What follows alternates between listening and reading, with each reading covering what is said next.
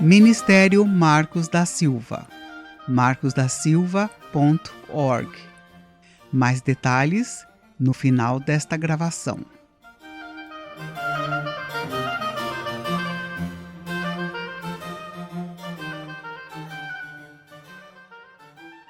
Série Não Ameis o Mundo. Parte 2. A cobiça da carne. A carne é fraca. Essas foram as palavras que o próprio Jesus usou quando viu que os 3 apóstolos que estavam com ele no jardim do Getsêmani, Pedro e os irmãos João e Tiago, não conseguiam ficar acordados em um momento em que ele tanto desejava o apoio dos seus amigos. Mateus 26, 41. Ouvir do próprio Criador, João 1, 3 e 4, que a nossa carne é fraca, num certo sentido, é um consolo, pois todas as vezes que caímos, podemos lembrar das suas palavras e saber que essa é uma fraqueza presente em todos os humanos. Não estamos sós. Por outro lado, saber que a carne é fraca nos põe em um constante alerta para que não nos coloquemos em situações de perigo, em que sabemos que a carne não terá forças para resistir. Da mesma forma que mantemos distância de um carro em chamas, sabendo que além do fogo, ainda existe a possibilidade de uma explosão.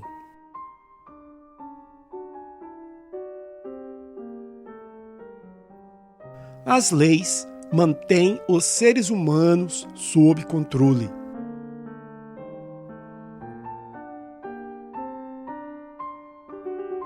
Todo ser humano deseja satisfazer os desejos da carne.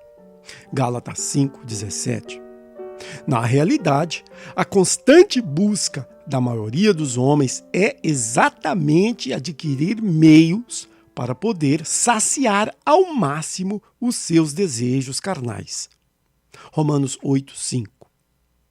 Para algumas pessoas, a única coisa que os limita a alimentar esses desejos ainda mais do que já o fazem são as leis da sociedade.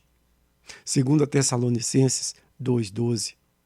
Se não fosse considerado crime o matar, o roubar, o estuprar ou qualquer outro tipo de violência contra o próximo, essas pessoas não teriam o menor problema em utilizar destes métodos para se satisfazerem.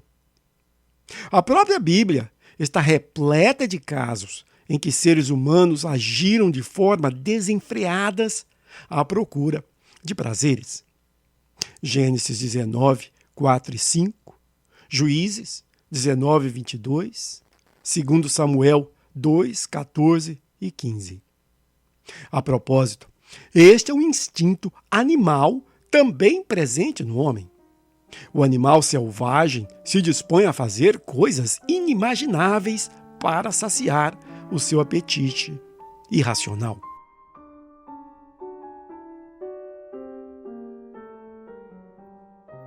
Pecamos no ato de consentir com os desejos da carne.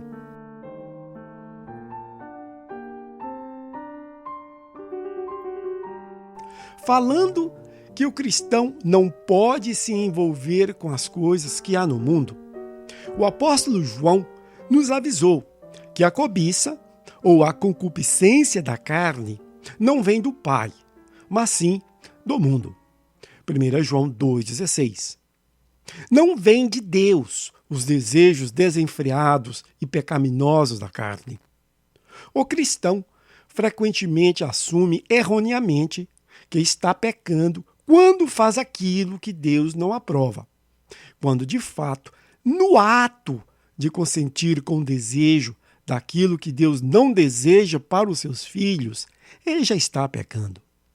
Foi isso o que Jesus quis dizer quando nos disse, verso, eu, porém, vos digo, que todo aquele que olhar para uma mulher para desejá-la, já em seu coração cometeu adultério com ela. Mateus 5, 28. Possivelmente, este indivíduo nunca teria essa mulher fisicamente como sua, mas, mesmo assim, ele já pecou ao não procurar se ver livre do pensamento.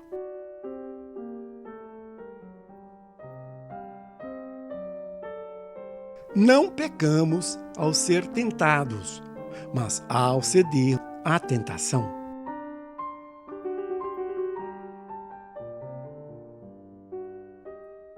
Algo de suma importância é entendermos que a culpabilidade do mal não ocorre na consciência de uma impureza, mas sim na sua consumação.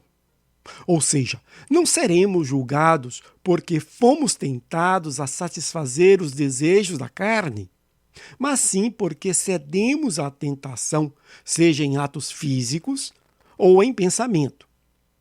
No exemplo acima sobre o adultério, Jesus foi bem claro que o homem olhou para uma mulher com a intenção de satisfazer a sua carne. Grego, epithumeo, intenso desejo.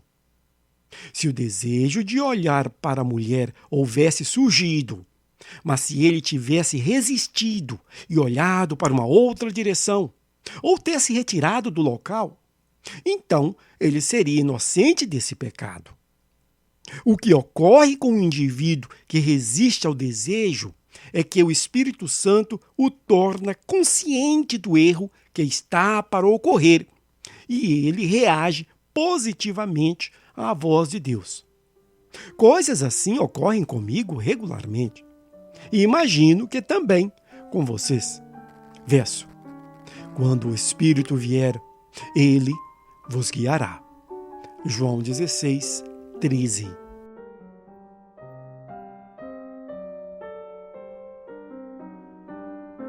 Paulo e Mateus utilizaram da mesma palavra no grego para desejo.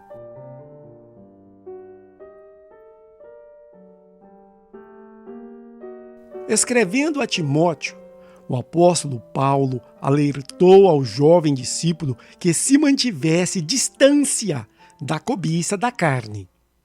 Só que, neste caso, relacionado aos bens materiais. Verso: mas os que querem tornar-se ricos caem em tentação e em laço, e em muitas concupiscências. Grego, epithumeo, intenso desejo. Loucas e nocivas, as quais submergem os homens na ruína e na perdição. 1 Timóteo 6,9. Observemos que Paulo usou a mesma palavra, epithumeo, se referindo ao desejo de riquezas, que Jesus usou se referindo ao desejo sexual. Isso nos mostra que o pecado da cobiça da carne atinge todas as áreas na vida do cristão.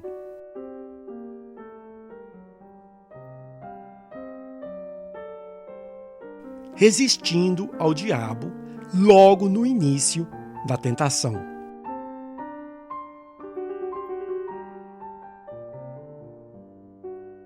Quando o cristão se vê desejando ou cobiçando algo que tem como objetivo satisfazer o apetite da carne, então ele deve saber de imediato que já está entrando em território inimigo.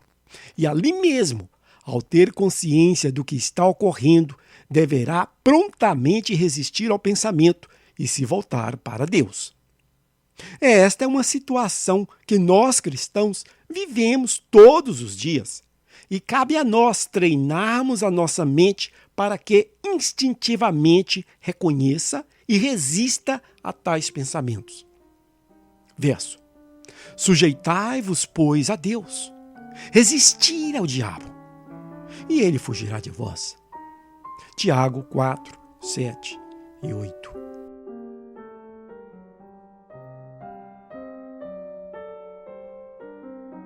Não podemos confiar no nosso coração.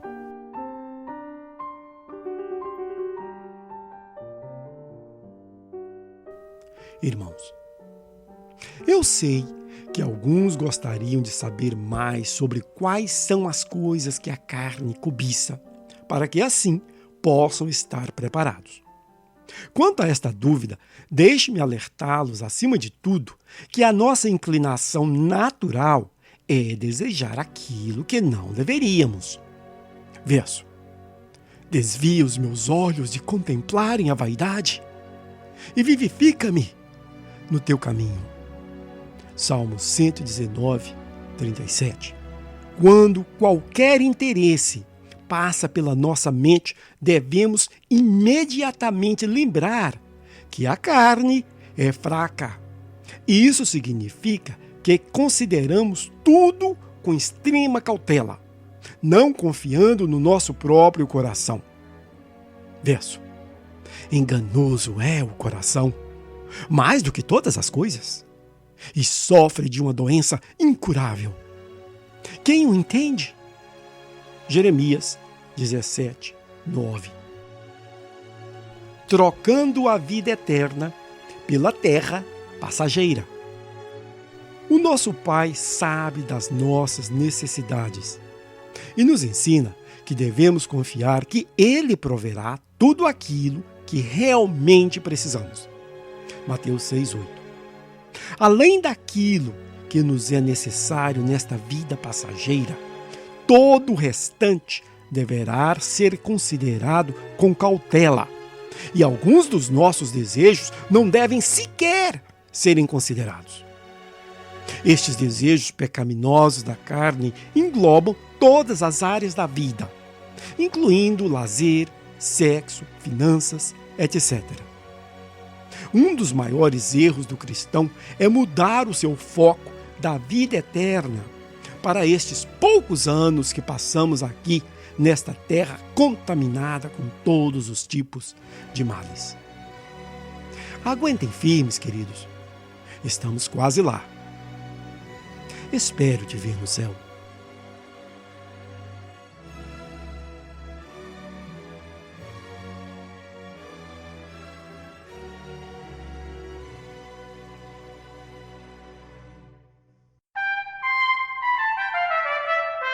Ministério Marcos da Silva.